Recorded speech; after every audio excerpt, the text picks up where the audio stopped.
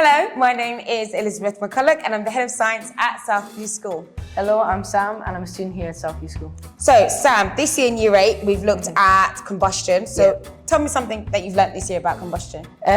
In order for combustion to occur, you need fuel, oxygen and heat. Excellent, well done. So today what we're going to be doing is putting that into action. Okay. So what we have in our little beakers is ethanol. Yeah. So ethanol is going to be our fuel. Now what do we need to do to a fuel to release energy?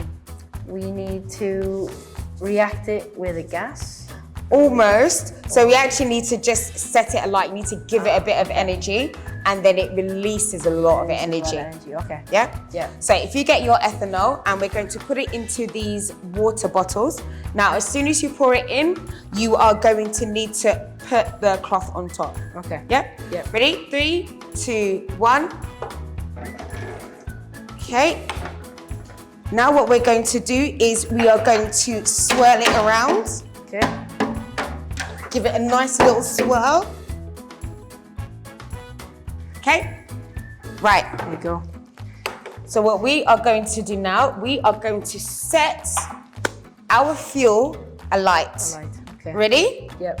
Now what I want you to do is I want you to try and make some observations and I want you to tell me afterwards what kind of energy did we start off with and what kind of energy came out. Yep. Right, so let's light our splints. There we go. So you remember what you're doing, yeah? Yep. So you're going to take the lid off and then you're going to put this down when I get to 0, yeah? Okay. 3, 2, 1, in. Oh, nice. So what kind of energy did we have going into here? chemical energy. Good. And what kind of energy came out? From the looks of it, thermal, sound and light energy. Perfect. Such a good job.